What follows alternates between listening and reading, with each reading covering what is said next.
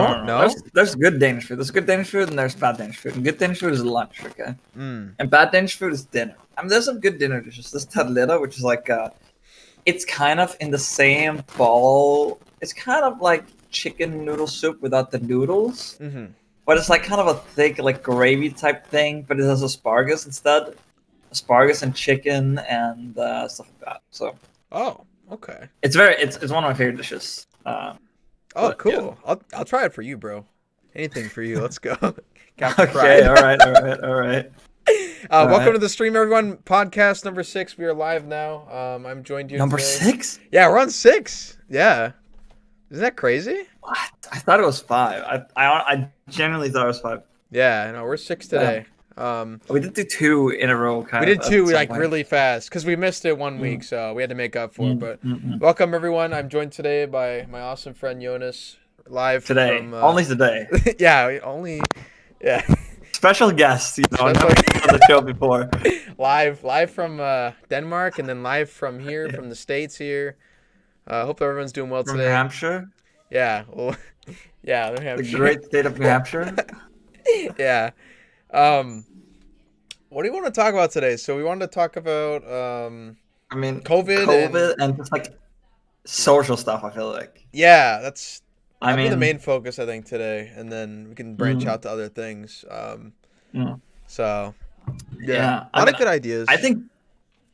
I think in relation to that, I think you're having a much better time than I am in that sense.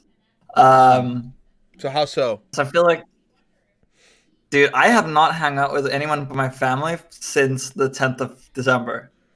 Okay. I think it's different for you. So I mean. Mm-hmm.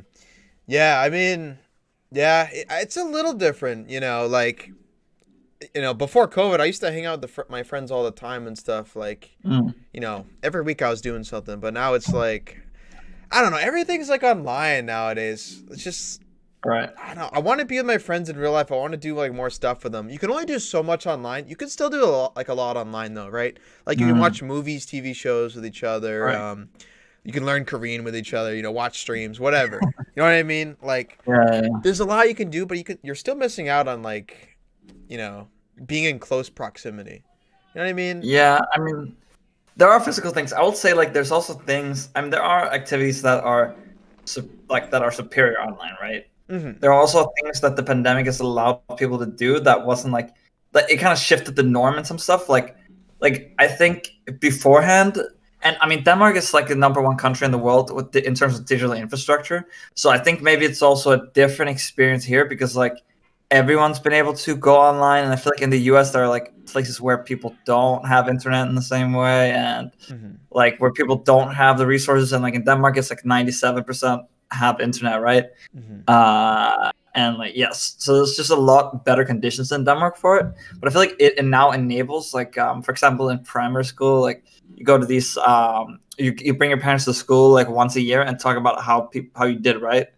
But I feel like because of what online allows, like what people have realized with online and people are now used to, it will allow people in the future to just have these conversations online instead because it's way less work, right? Like if your kid did something stupid, you don't need to bring them in, but you can have this online conversation. They are comfortable in their home. But you're still talking to them directly, right? I feel like it sort of forced society into a more digital friendly thing, which is obviously the reason for it is bad, right? But you know the outcome is still good, I would say. In that regard, right? Yeah, I think it's like really efficient too, right? Because like you're talking about with the parents, like them having to drive all the way to meet up with people, like you don't even have to do that. Like you just meet online. Yeah. It's like a lot easier to do. So like there's that factor, you know. Like you said, it's a bad reason COVID obviously happened, but it's cool that like Denmark is like what we said, like 97% online. So I mean, yeah, like compared to the States, man, I don't know. Everyone is still, I feel like people are still like old fashioned here in a way. So I don't know. We might have to play catch up, but we're getting better. I think there's like a tendency for countries, and it doesn't have to happen like that, but I feel like there's a tendency for countries to like really be on the edge of stuff and then just kind of settle in some way. Like you see with Japan, right? Like Japan, they still use cash, for example. there's a lot of things that are really traditional. There's also a lot of things that are really high tech in Japan, right? Right. There's also a lot of stuff that's very traditional. Like it's kind of weird how they stick to some things, right? Because China kind of just skipped like a lot of shit because they were like late. They were like what like so that must have been like the 80s, and Japan was like post World War One, right? So it's like an 80 years difference almost, right? So I feel like because of those 80 years, all of a sudden, like China could just skip like credit cards, right? Yeah. They could just skip credit cards and all that shit, and they could just go straight to using mobile, right? Like you can go to any store and you can use WeChat to pay, right? So I think there's a tendency for people to like get stuck in like where they are, if that makes sense. Yeah, that does make a lot of sense. Yeah, they just like, yeah, they get stuck, they get used to it. Like, yeah, I guess I wasn't too aware that Japan like really just uses a lot of cash still, which is kind of. So what, you think they just got like comfortable with that? I wonder when they'll make the leap to do, you know, maybe like a WeChat thing. Who knows? Who knows if the US will do a WeChat thing? I mean, you know, I think the technology's there, right? But I find not a lot of people use it. Yeah, right. But it's about getting people to use it. And the problem is that for people to be able to use it, right? It's like talk about like Bitcoin in stores, for example, right? I mean, this is kind of a bad example, but I think it illustrates the point. If you want to use if you want people to start using Bitcoin, you have to have a lot of stores be able to accept Bitcoins, right? The same way, if you have a country where no one uses credit card, you're gonna have to like do some incentive to get everyone to set up credit card machines in their stores, and then people will start using it, right?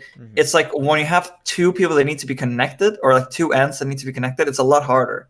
Like for me to make a web app where you can just like see resources about like remote working or something, that's fairly easy, right? You know, just make the content and then it's there for that one group. But if you want to make a platform where people can like where like you have experts that can, and you can like, and you have like people who need the expert knowledge and they have to meet each other, you have to both find experts and you have to find the people who need the experts, right? The same with the like credit card machines. You need people to have the credit cards and you need the people to have the machines, because both are required to do it, right? You can't only have experts on a platform, because experts will not come if there are no users. Users won't come if there's no experts, right?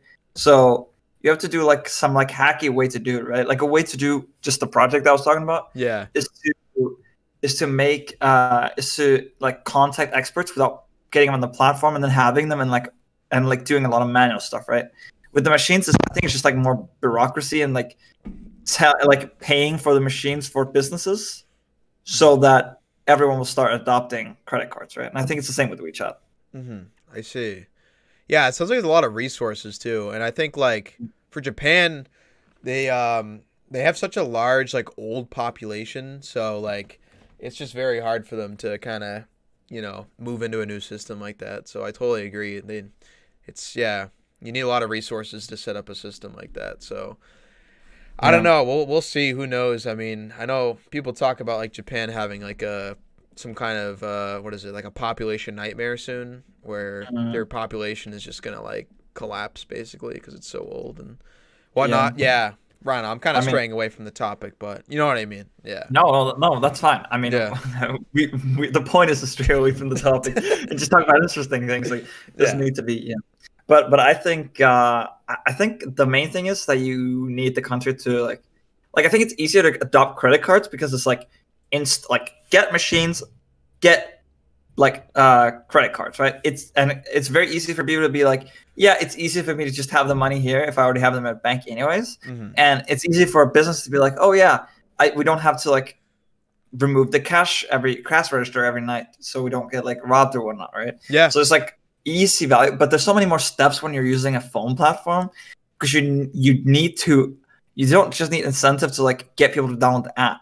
If many people in your country don't have like a phone, then they need a phone to pay, right?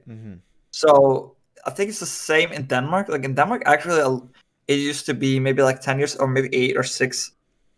It used to be that you could like opt in to get government stuff from through mail. It's completely gone up, I think. everything is online in Denmark now. Like you don't get anything in paper anymore. Okay. And there's a lot of like, I mean, Denmark. I think Denmark's really nice. I haven't lived in another country in that sense, so I don't know how it is in other countries. But like, if I want a passport, I can just order it online. As given I have a picture.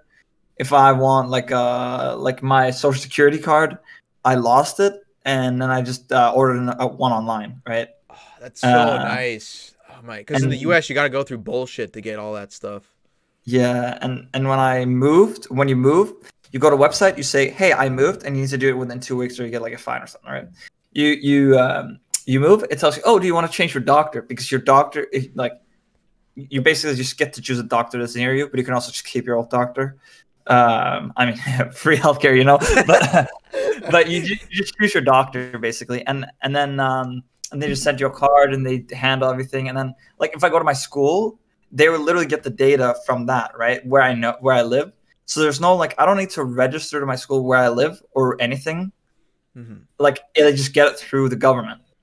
And like all this infrastructure together just means it's a lot easier to do stuff online without going somewhere. Like I haven't been to a government office since I was like 13, I think. Oh, that's so awesome. What? That's crazy. I wish it was like that here. It's just they add so many unnecessary steps. I don't know. If you get a passport, have you been outside the US? I actually don't remember. I have been once, last year. Oh, yeah. I got my passport recently. I got my passport. I'm ready to go, but tell me the process of getting a passport. I want to know that. Yeah, it's so you gotta assemble some paperwork together to like basically certify that you're like a legal citizen. You need your birth certificate, all that stuff. And then once you get all those documents together, then you got to go over to like a post office or some local bureau office, and it's it's almost like a 2-hour process. It depends on how long it takes, and they got to like stamp stuff and make sure it's like an official document, and they got to take your pictures and whatnot. Dude, it's crazy, man. And then you send all those documents in, and it takes like probably 3 weeks because they got to send it off to some agency in Washington, D.C., and then you get it back, and you finally got your passport. DC? Yeah, they send it to Washington, D.C. I think it's some kind of a very important office there. And then what if you live in Montana? Do they send it to DC still? I'm pretty sure. Yeah. What the fuck? It's dumb, bro. Yeah. Here's how to do it. Okay, so there's a website called Citizen.dk, right? Yeah. And it's just like I just go on it. I click, like get a new pass. It tells me like which commune, like which what is it called? Which municipality I'm in. Okay. I just click Copenhagen. Then I get like a button. Okay. Yeah. And then I just go and it just gives me like, oh, do you want to, or insert like a picture, blah blah blah. You do that, and then you just get a passport. And like on this website, it's just like anything.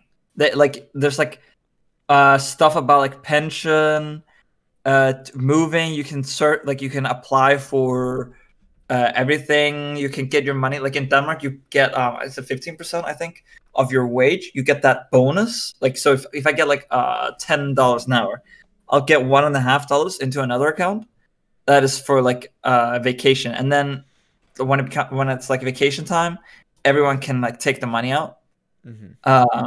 So it's just to make sure. So it's just that people, even if you live paycheck to paycheck, you'll have money for holidays. Nice. And you just do that online, and you apply for everything online pretty much. It's very nice. That's very nice. Oh my gosh. But I feel like it's not like that in the US. Like, just absolutely not.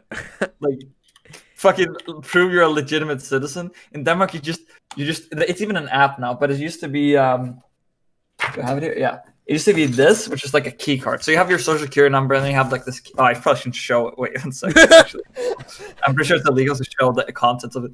You basically have this, and there's just like on the inside, there are like 2 codes. Or wait, is it 2 codes?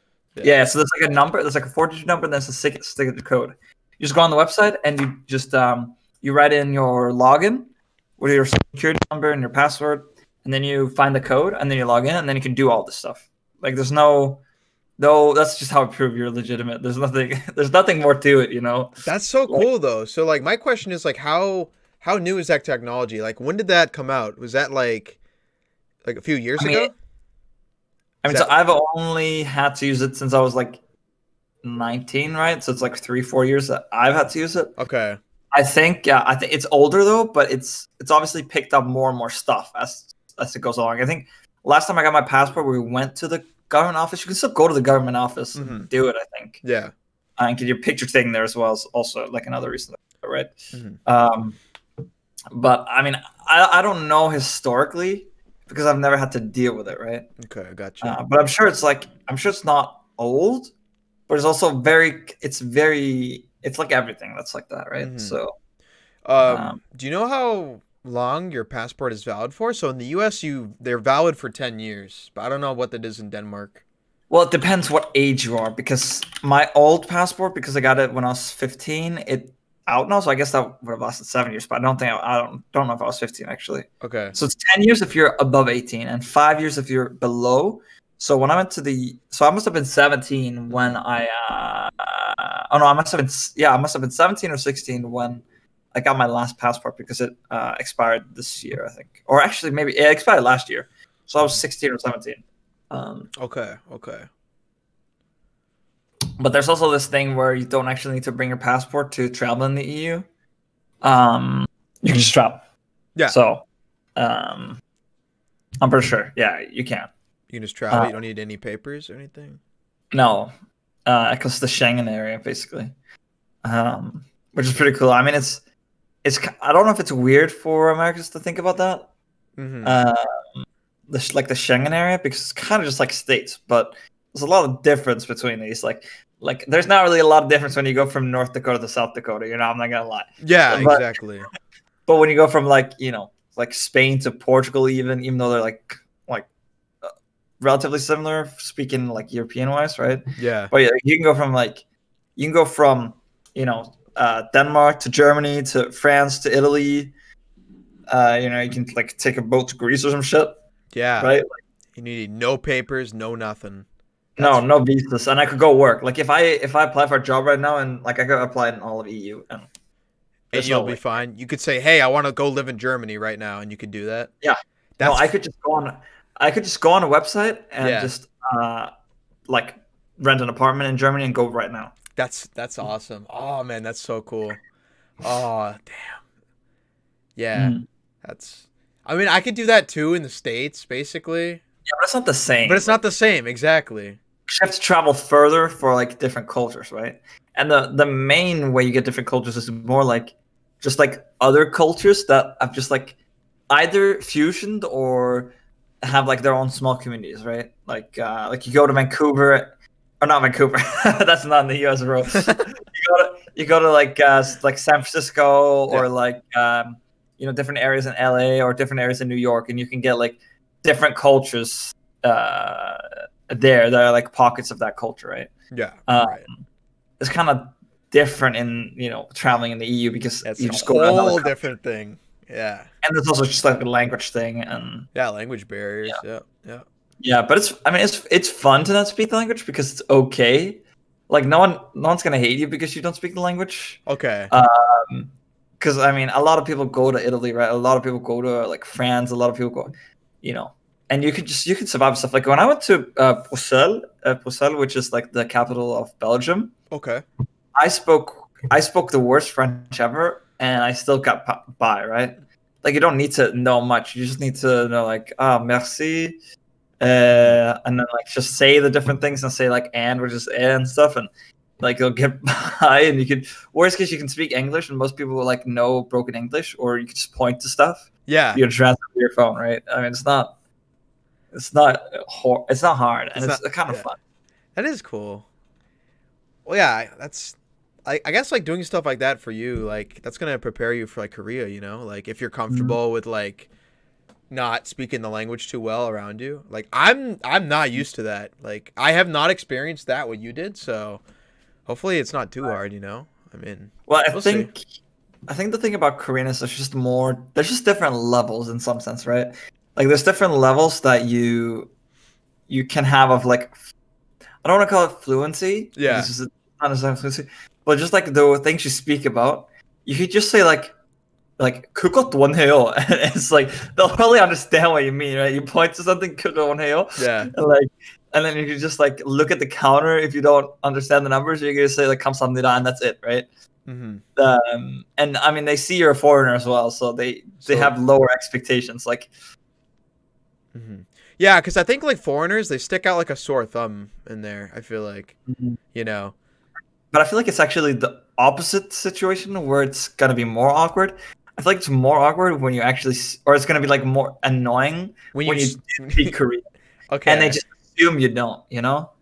You think so? Yeah. Like, because if you live in a country for a long time and you're fluent at it, like if you live in a country for 5 years and you're fluent in the language, right? It must suck that every time you go to a restaurant, they give you like knife and fork because you're a foreigner, so you don't know how to eat with chopsticks or like stuff like that, you know? Okay, I feel that. Yeah. People have had those issues. Yeah.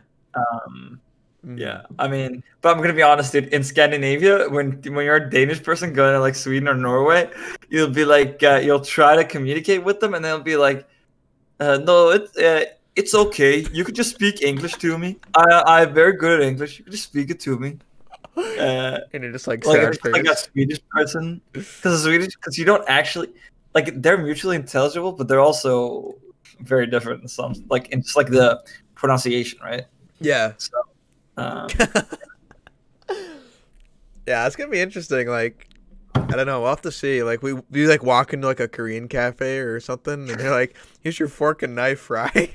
Well, I think it depends where you go, right? Yeah. Like if you go to like Ulsan or something, it's they're probably more used to foreigners being better at English or at Korean, right? Okay. But if you go to fucking like Gangnam or like Itaewon or Hongdae or something. Yeah. Obviously, they're just gonna assume that you're a tourist and that I know no Korean, nothing. Yeah, exactly. Yeah. Like, or like my sister, and you know Kamsamnida, that's it. Kamsamnida, yeah, that's all you know. Yeah. Even though I tried to teach her stuff, but you know, she wasn't vibing with it. No. Yeah, no. Say Kamsamnida. That's funny. Yeah. Yeah. But we'll see how that goes. Yeah. Yeah, I don't know. I still need to figure out like when they open the passports and stuff or not passports, visas rather, because like there's no word on it, right? Like, that's probably the big thing. I check their thing all the time, not for visas, but for what is it? Entering the country and then having to quarantine. So I'm hoping I've checked for that. That's what I check for. I should check for visas too. I mean, in my sense, teaching over there as a teacher, visa's fine for me because they sponsor your visa. But like in your case, I don't know. Like it's gonna be different, right? Because like, well, there's different visas, right, to apply for. There's the F27 or F47. I can't remember which one it is. That's the residence visa, but I think I might be just on the edge in terms of the points. Okay. Because I have like, I think I have like 8, like maybe like 78, or you need 80 points, right, for just 1 year. But working holiday visa is just, you know, it's just like you can work 15 hours a day or a week, so a month, a week. You can work 15 hours a week, and but I'm not planning on working most likely. Just because if you're working, you're gonna get like a arbeite, and it's gonna be like.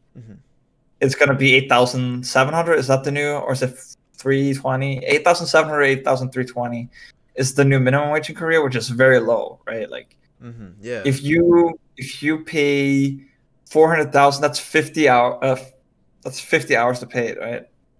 Actually, I don't know, but it's still expensive. It's still very bad, you know. Yeah, if you paid just rent and you made minimum wage, that's 60 hours a week. Then you would only make you would only make 550,000 Korean won before tax. So you would literally not be able to pay rent unless you had like a very cheap rent.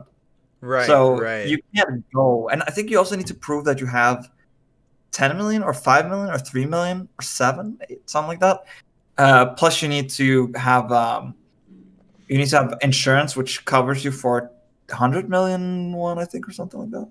Okay, so there's a lot of hoops to jump through, it sounds like, but yeah. I think you need to have that too. Actually, I don't know how that works if you get sponsored visa. Luckily, the sponsoring visa stuff is kind of simple, except there's like some weird rules. There's some rules about the company can only have a certain amount of foreigners. It's really weird. Yeah, I heard about that. It's really weird. I don't know why they have it's not. It probably doesn't work like that with schools, though. It's probably specific stuff. Yeah.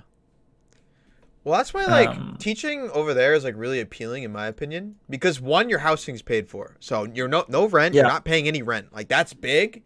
Plus, like, you know, the money you're making is not insanely good, but it's not terrible in my opinion. Like if you can like negotiate with the school and you can say, hey, I want to make 2.6 million won a month.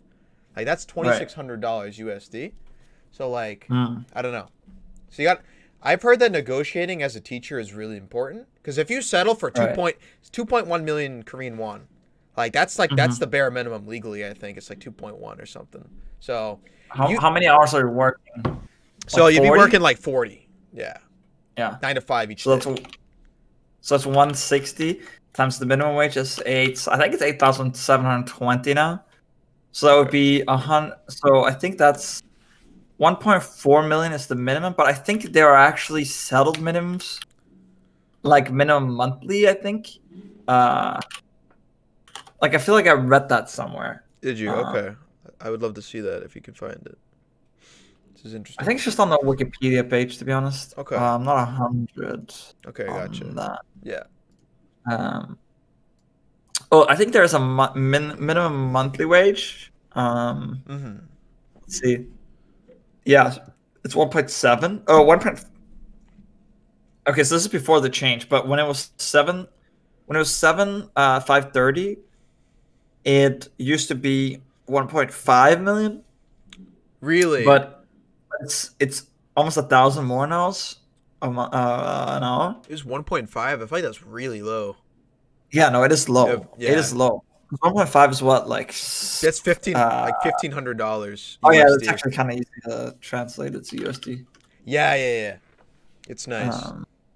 Yeah, it's like a little bit less. I think it's like 13, not 870 or something. So that's really low. That's really low. If you're paying rent, you're screwed. Because rent is what? Rent is gonna be at minimum. It's gonna be $500,000 at minimum. Yeah. So like in Seoul, I would agree with that. $500,000. Yeah. So that means if you're making, let's say you're making 1.8 or something. Yeah. Then you have 1.3, which is like almost $1,000. Like it's a little. It's like 1.18 or something. 118 or something. 1,180. Which is not a lot of money. Yeah. I mean, it's definitely livable.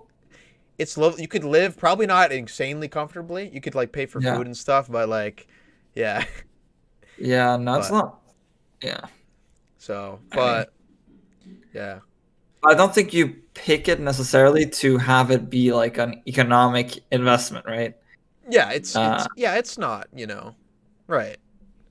But still, I mean, you still want to live comfortably, right? Because it's also like you don't want to go somewhere for a whole year just to not be able to like do the things you want to do because you don't have the money for it.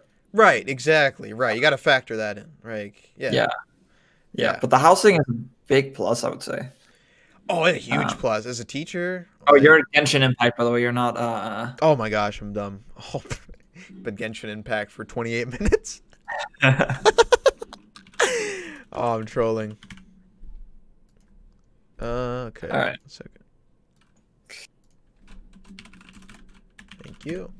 Should be changed right about now. Right about now. Boom. Okay. But yeah, so yeah, to conclude that, that's why teaching is like a really, like for me especially, it's a really appealing option right now. Fresh out of college. Housing's paid for. You're in Korea, like yeah. That's concluding that. That's the reason.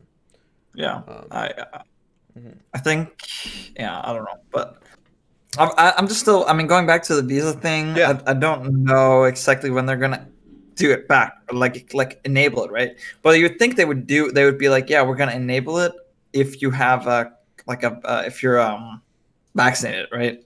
Okay. Okay. Like, Right. that's what I'm assuming. I But mean, you guys are lucky though, because you got the digital passport thing set up pretty soon, right? yeah, it was actually it was like on Twitter. It's like a thing, like a story on Twitter. Yeah. I mean, that'd Uh, be cool if Korea like accepted that. Is it only accepted in Europe? Like, I don't even know. I don't. no, I'll the look up. passport is kind of like local, but it's also it's like Ghana. Like the idea is that it can work Yeah. outside. Like it's also just for like being able to go to a concert if you're vaccinated, right? Oh, okay. I see what you mean. Okay, okay. Which is Yeah. cool because, like, you want to go to a concert, right? Like soon. Like that's Yes. cool for you. That's awesome. Yeah. Yeah. But Um. yeah. But as far as Korea, yeah, I don't know. Yeah. I actually don't. When I go on the thing, I feel like even when I go to the Danish embassy, it doesn't Mhm. actually show anything about like COVID. Interesting. That's kind of weird. Oh yeah, how are cases there? I'll take a look. Still going down, I think. Let me take a This gander. is the Working Holiday Info Center, which is the Korean site, right? But when you open it, it only has something about Japanese nationals and it has something about recommendations for preventing COVID. Okay. And they all have like very Korean haircuts. It's actually kind of funny. That's awesome. They have like the middle thing with like a yeah, it was super funny. That's awesome. Announcement of free COVID tests. Announcement and changes in for German nationals. Announcement on visa policy.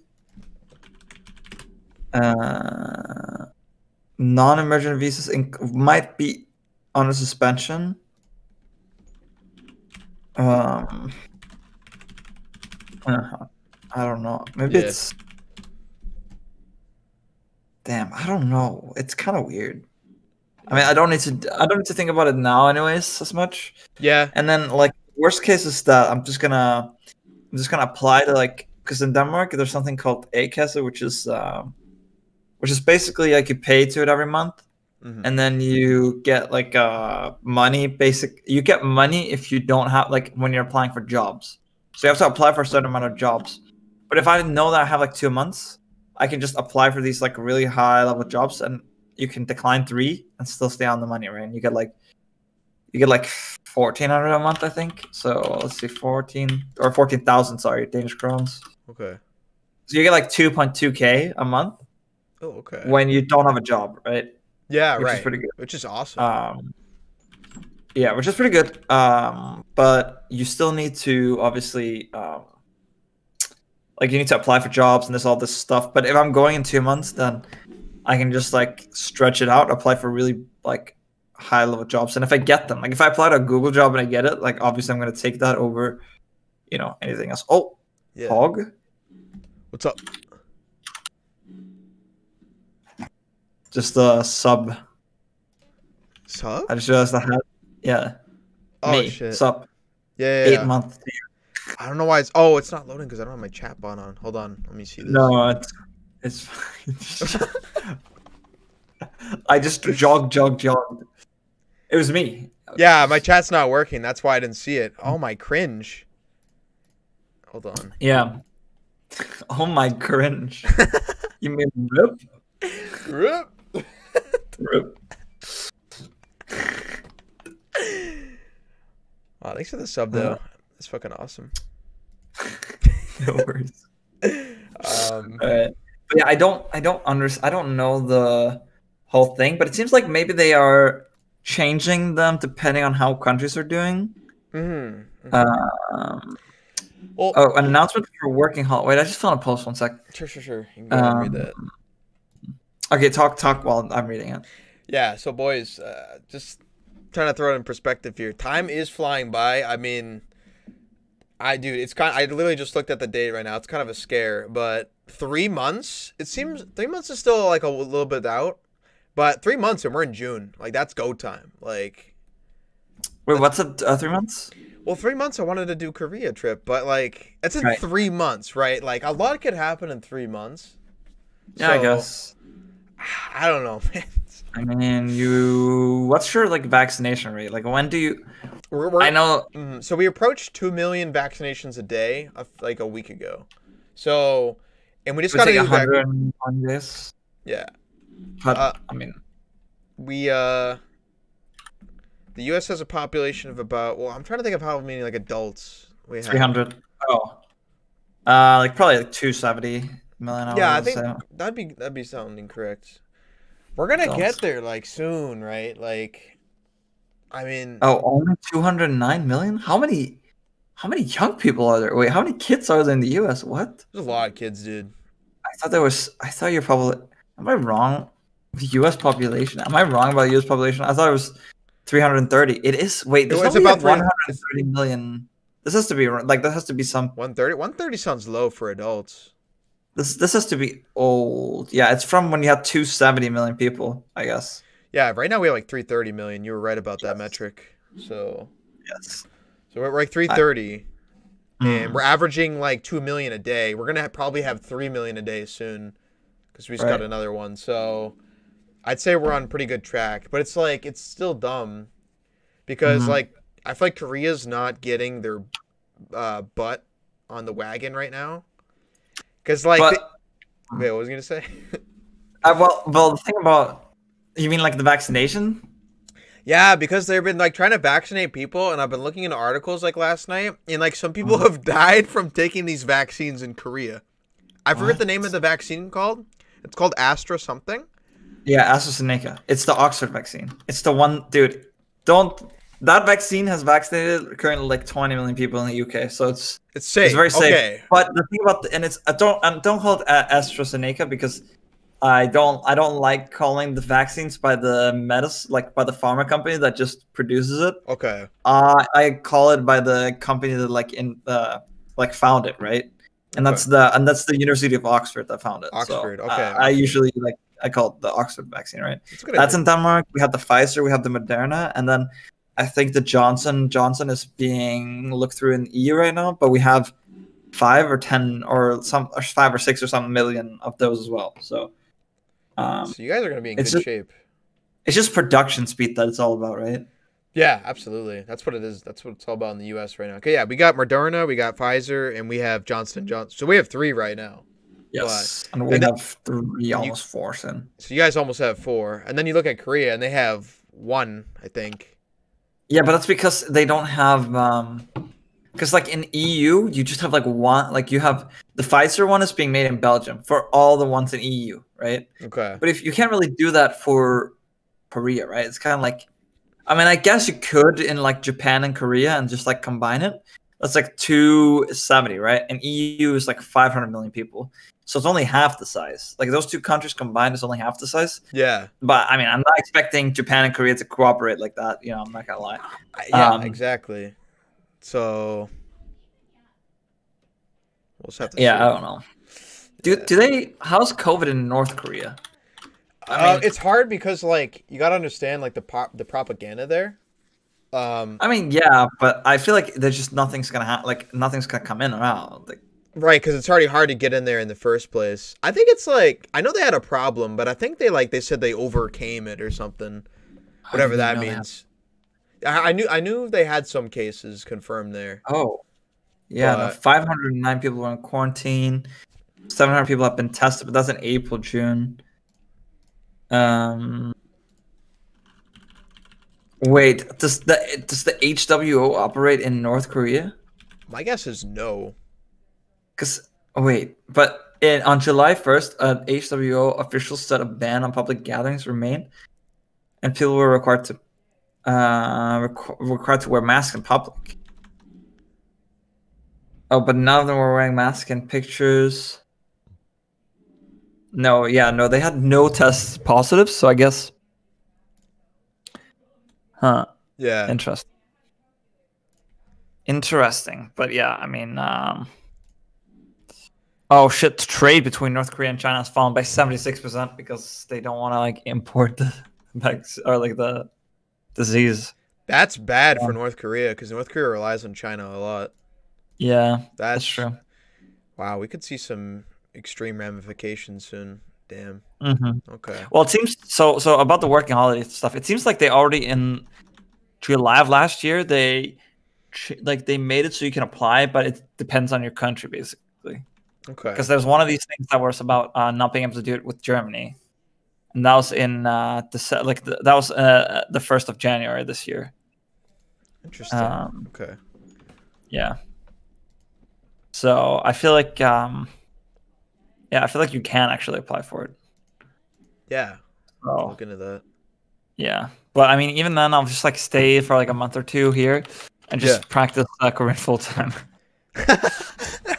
Let's go. Dude, you can do so much. Like that would be interesting to see how much can you learn like, in 1 month. Yeah, 1 month, 2 months. You can learn a lot. Full time, wake up 8 hours every day. You can learn a lot, in my opinion. Yeah, you do like 6 hours of Anki. Well, you're gonna be dead if you do 6 hours of Anki. I feel like you have to put a limit, right? 100 words a day. I feel like you can do. That's pretty comfortable. I feel like 100 words a day, but the thing about 100 words a day is that, like the first couple of days, it's gonna still be very very long and tiresome and hard on your brain, right? It's because it is. Because I've done 60, and 60 is very tough on your brain. But if you do 100, because I think the thing is you have to distribute it throughout the whole day, and then it's not as much, right?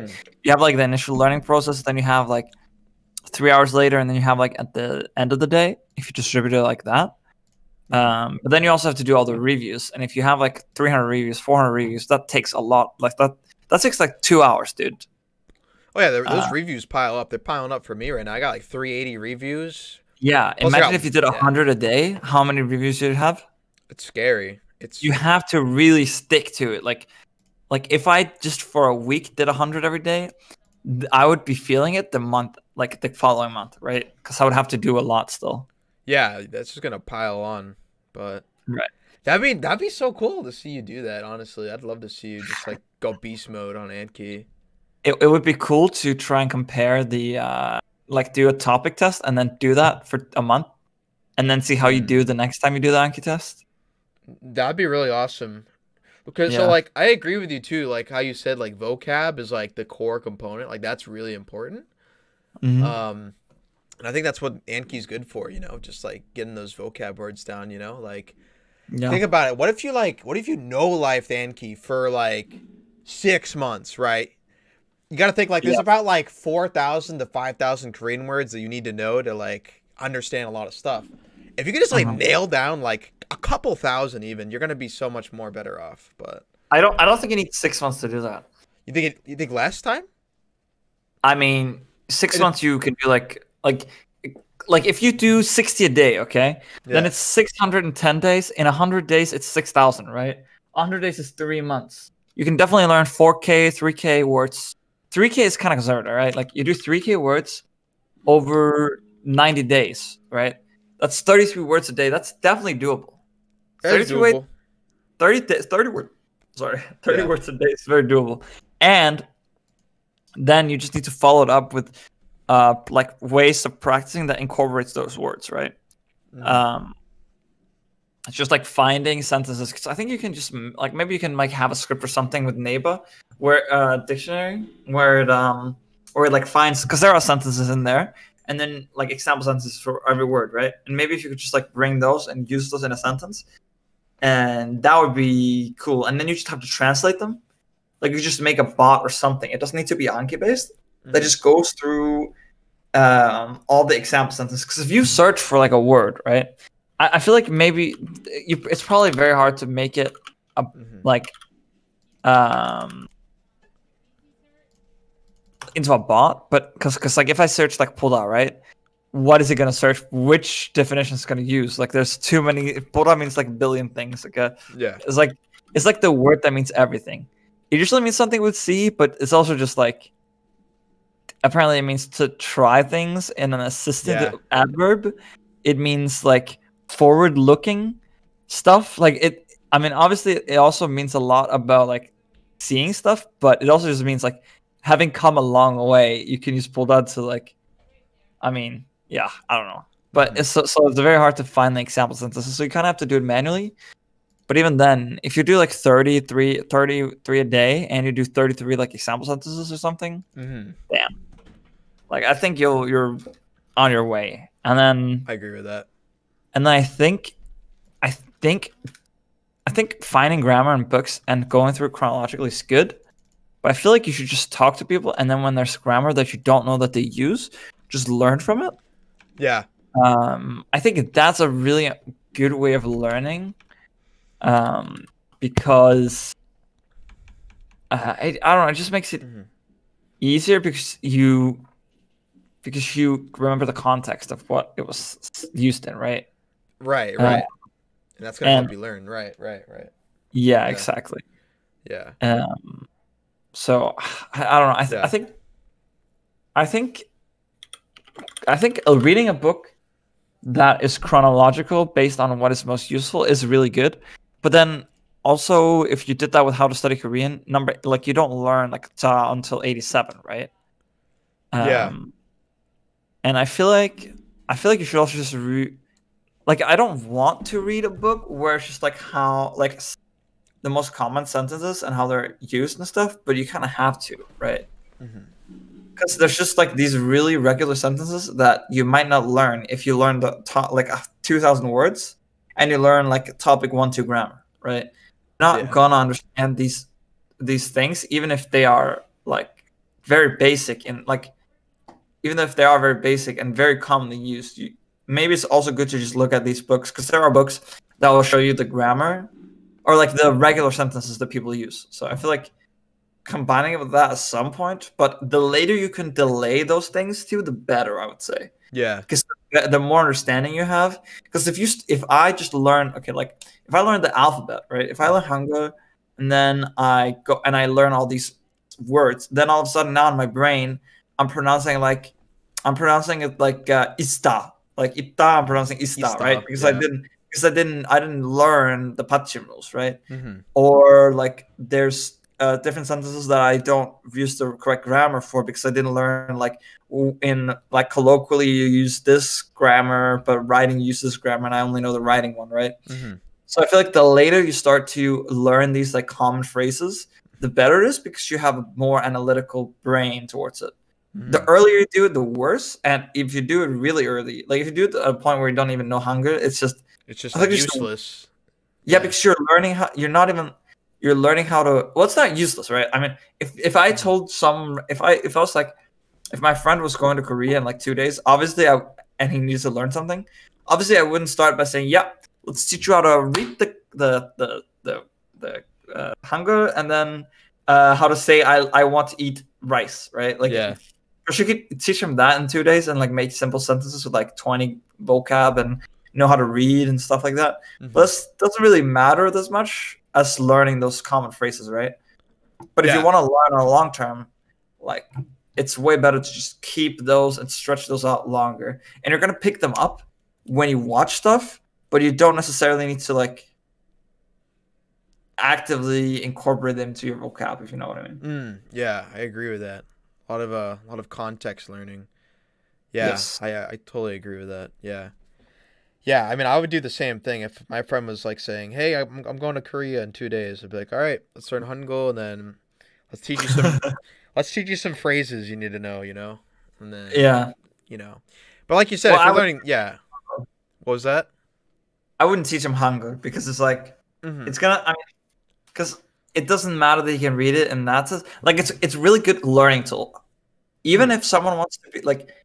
Even if someone wants to be able to say stuff right now, you should always teach them Hangul because it is much cooler for people. I mean, I talk about this a lot, but it's just about having moments of like success, right? And the first moment of success is when you can read anything in Korean, right? Yeah. And you obviously don't read it right. You're reading it hella wrong, but you're reading it. You don't know the patchin rules. You maybe saying like "oh" instead of like "oh" instead of "ah," and you might be saying like instead of but you get the gist of it, and then you can read stuff, and that's like something that Korean has that I think a lot of other things don't have. Because if I'm learning French, I need to study so hard to remember all the different vowel sounds and everything. If I'm learning Korean, I can very easily learn the vowel sounds and just say stuff. Yeah, that's Korean's like biggest strength, in my opinion, honestly, because like. You get into Korean later on, and that's kind of where, like, things start to get really tricky and throw people off a bit. Like, like grammar and, vocab's vocab, right? Like, it's just, I think what's hard for Korean is the grammar you have to learn, and the word order is completely off. Like vocab is going to be different for like all languages, but it's just purely remembering the core word. Yeah. It could be easier for Sure. other languages, right? Like like I don't really remember how related Danish is to English. I don't know how like related it is, but I mean, so there's two different angles to the relatedness. yeah, They're both Germanic languages. right. Okay. You have like Germanic and Proto-Germanic, then you have like the like German and stuff, but you also have the North Germanic languages, which is like the Scandinavian languages. Yeah. And then you have like the Angles and the Saxons that went to settle in Britain, right? Or Yeah. not Britain, in like what is England, right? And so the English language is related to Danish through that, and then it's also related through us invading them a couple times and controlling their country a little bit. That's funny. Like you do, You know, it just be like that. I mean, there's a thing called the North Sea Empire. Did the North Sea Empire ever include Sweden? I don't think it did, but it was pretty big. Like if you could hold that, yeah, it was Denmark, Norway, and England. And that's pretty powerful.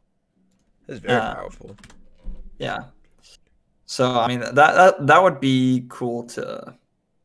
Well, no, why am I saying that would be cool? That wouldn't be cool. It's kind of fucked up, We just kind of invaded and like killed them and shit. Oh, yeah. Like you do, But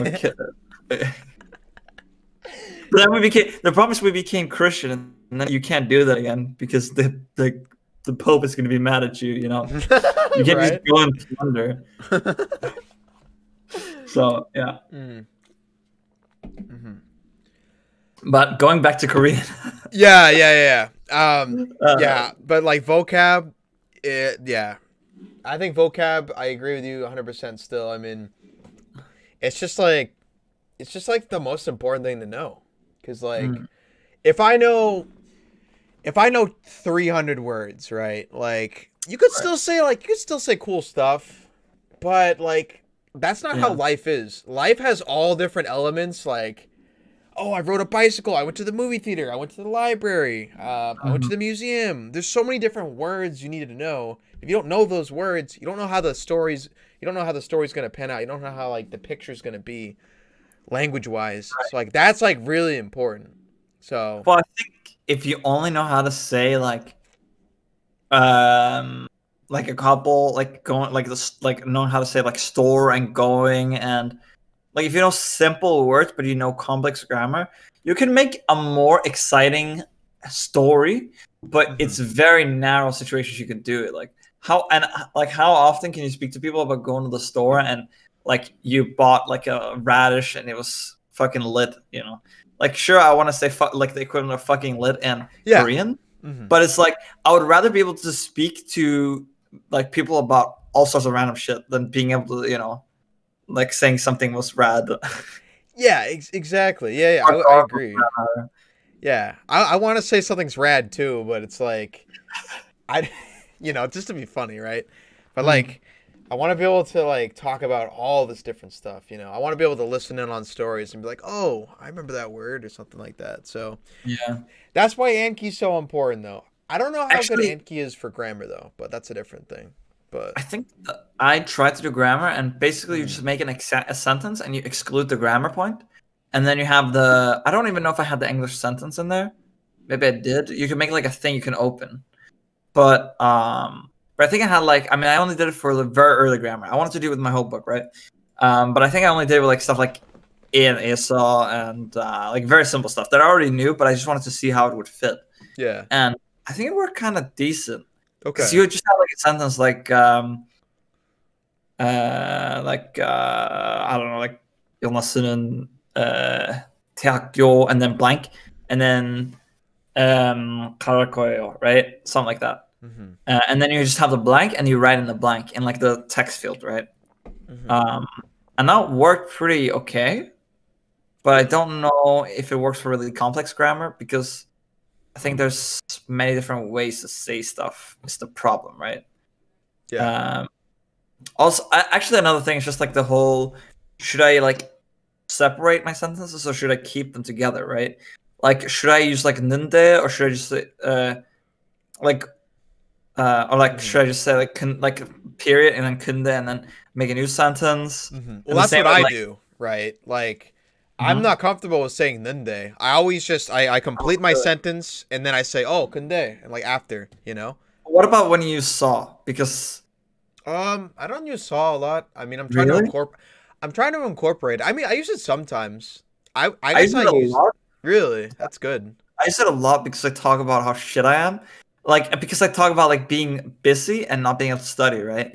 So it's just like 요즘 바빠서 한국어 공부할 수 없어, right? I think I make a lot of saw, and then sometimes I have like multiple clauses. So then I add a period, and then I use like 그래서 as a new line, right? Okay. So it's like if I want to say like I'm busy, so I can't. So these days I don't, or I can't study. Yeah. Therefore I'm bad at Korean, right? That's 3 different clauses. So you have to say like 요즘 바빠서 한국어 공부할 수 없어. 그래서 한국어 잘못해요, right? So it's like 3 different clauses. So I feel like I do a lot because I think my sentences are kind of like I always talk to people about deep things, or not deep things, but like things that have a lot of like, why are you doing this, or do you like doing that? And I feel like there's a lot of those types of things. I don't really make like stories, right? I don't really write like what I did the other day. Yeah. And so I feel like I'm very comfortable with sentences like the one I just said, right? Because they say it a lot. You know, it's just like, you can just roll it off the tongue. Yeah, that was pretty good, dude. Yeah. No, I'm so bad at Korean these days. Like, actually, I forgot so many words, and I just see them in a text, and I'm just like, I know that word, but I don't. I should know that word. Like, if I did Anki every day, I would know that. Even if I just maintained my Anki, I would know that word. Yeah, but I don't.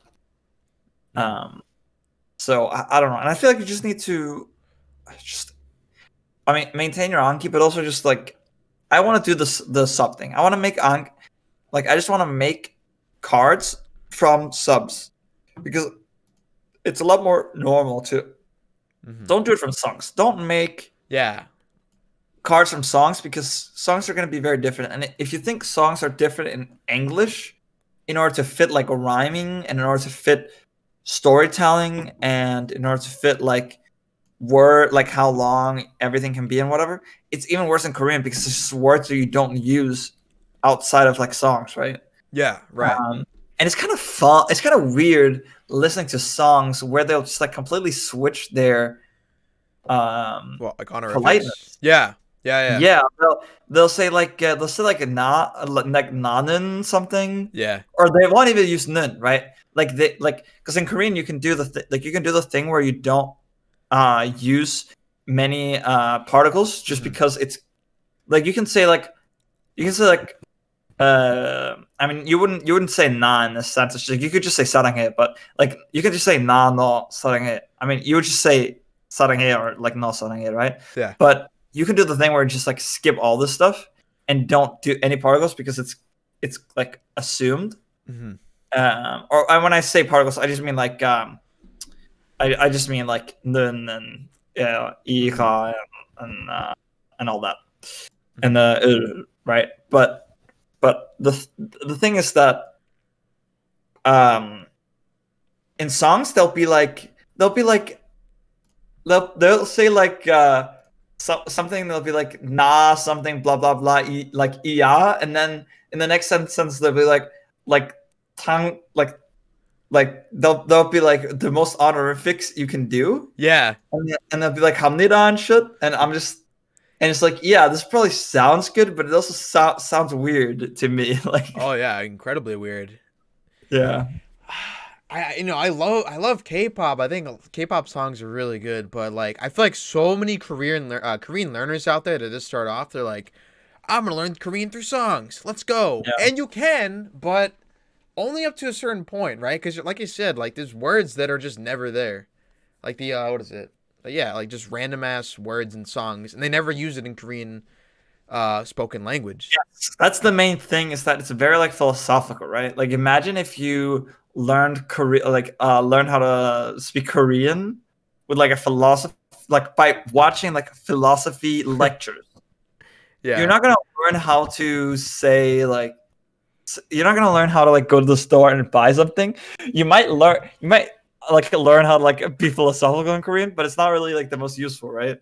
The same with like songs. Like you're gonna learn how to confess your love in 18 different ways, but you're not gonna know how to make someone like have a normal conversation. Yeah. How are you gonna confess your love to someone if you can't even be like, yeah, I went to the store yesterday, and I, like. Yeah, exactly.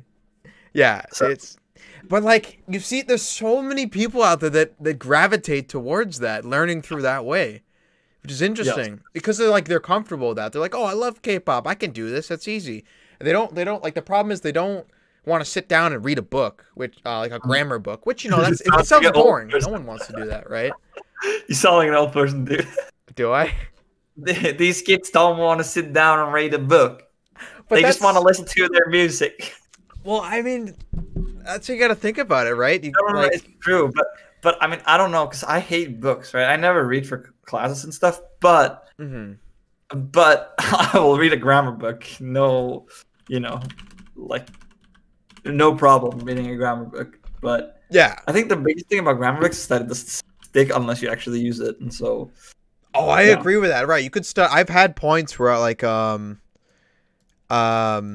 you can study I'll study like for 3 hours or something. I'll just be like book and face 3 hours grammar points, and then I don't remember, and it's just like a waste of time. So I feel I think there's like two different ways. I feel like you can just do like I feel like grammar, it's easier to do the hardcore method where you just read through your grammar book 3 times a day, right?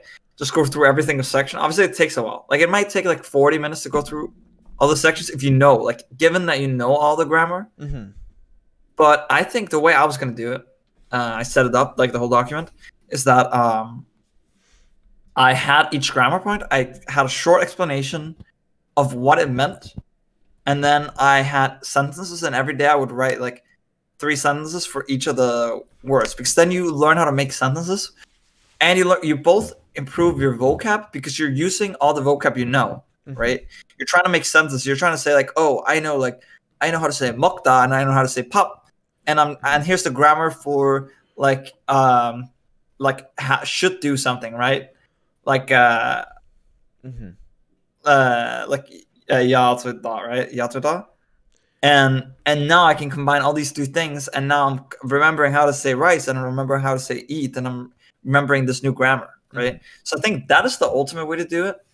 And maybe you could even do it in a way where you go to your Anki deck and you randomize a word, and then you have to use that word in a sentence for that grammar point, and you just like keep doing it. I think that's really smart. Yeah, I agree with that. That's a really efficient way to do it. I think I'm gonna roll with that. Yeah. Yeah, I want to do that because I did that with my book, and I just went through every single chapter. I didn't get super far, and I didn't do it for many days, right? But I just wrote sentences for it. And this, if you have a lot of vocab, this is actually a really efficient way to strengthen your vocab, like to keep your vocab in memory, active memory, right? Because the thing about Anki is it keeps it in your passive memory. Like you can remember the word, but it doesn't come to you as naturally. But when you start using words and sentences, it comes naturally to you. So I think that's also like a big thing that you need to move from from passive to active. Yeah, I agree with that. So like, I don't know if you've noticed this. We're running low on time here, by the way, but I just want to say, like, I don't know if you've thought about this, but like speaking Korean, is there certain words you feel comfortable saying with? Like they're like your fallback words. You know what I mean? Like words you're comfortable with talking about all the time. Like, 지금, 이제, 저는. Like certain verbs you're comfortable with, like 피곤하다. You mean like if I'm not comfortable in the sentence, I'll go to them, or just like words that I'll gravitate towards using? Like more of like a way of like thinking. Like I don't know. Like for example, if I'm talking with my Korean friend on stream, which I do sometimes, like instead of telling him like, oh, I ate pizza for lunch. Maybe like if I'm not comfortable with saying that, maybe I'll just say instead of that, I'll say like, oh, I'm feeling tired today. If I'm more comfortable with that sentence, you know what I mean? Like, it's like, are you comfortable with a way of thinking? It's just like, oh, I don't like, I'm not sure what to say, so I'll just say like My Korean's not I'm good. bad at Korean. That's I'm what I dumb. do too. I'm Like, dumb. I'm a papo. Yeah. I'm just like 미안해요. Mhm. Yeah. 근데 like 한국어 잘 못해요. Yeah. 바보 외국인이에요. Yeah. 외국인이에요. Right? That's just like my backup thing. Yeah. But I think I gravitate towards just doing the saw things. I feel like I do that. Saw. I want to use Saw more. That's cool that you do that. I think that's I never use coal actually. I never say like I do this and that because I feel like it's. I use coal sometimes. I use coal more than Saw. Yeah. Oh no, I use Saw way more. But I do use like noun, like hua, lang, stuff like that, right? I use that more. Like that's. But the thing about that is you don't even need to use it because you can just use commas. Yeah. So it kind of feels weird. And yeah, it feels weird to do that. I agree. Yeah, and then it always feels nice to say dung dung at the end. Yo. Dung dung sounds fucking good, dude. I don't know. Yeah. It sounds way better than etc. Dung dung. But it's kind of slangy. I mean, dung is correct, but dung dung is like more slangy, right? It's like, and so on. While like dung is just like etc. Right? Yeah. Yeah. So yeah. I gotta use that dung dung more. I'll have to remember that. Dung dung. What's up, Chav? Hello. Have you tried what? Putting my leg behind my head? I don't think I've tried. But I don't think I can do that. I'm not flexible enough, dude. Yeah. That might be hard, but yes, we are running out of time for today, guys. Thanks for joining us today, though. It's been a fun time. Yeah, thank you, guys. Yeah, it's been a really nice conversation. We're a little bit over time, but we could wrap up real quick. Is there anything you want to conclude today, Jonas? I mean, is there anything you'd want to touch up on real quick? We didn't really talk about COVID birth today, I'm not gonna lie, but you know, we touched a lot of other stuff that was important. Yeah, we talked about other COVID stuff. Yeah. Yeah, that's true. I mean, we did talk other COVID stuff too. We talked visas. We talked Korean language a lot, actually. Yeah. Surprisingly. Yeah. Guys, how about we do like a poll next week and we can like talk about a certain topic? That's probably a good idea. Open up a poll to everybody and say, hey, what do you want us to talk about? Boom. Yes. I think that's a great idea. We haven't even done that yet. We'll do a poll. True. Yeah, let's come up with some ideas and I'll send a poll out to everyone. I'll send one in multiple Discords. We'll get some ideas rocking. But right. Yeah. Cool. Yeah, sounds good. Everyone, thanks for joining us. It's been a fun hour. And we will see you guys next time. So peace out. Should we raid someone? I mean, I don't know. I mean, I don't know. I'm gonna be streaming here anyway. Oh, dude, did you want to do Dota real quick or no? I don't know. Are you tired? Let's do another time. Okay, yeah, that's fine. Yeah. It's fine. All right. Yeah. Og? Yeah. But yeah, see you guys. Thanks for coming by. See you guys. Peace.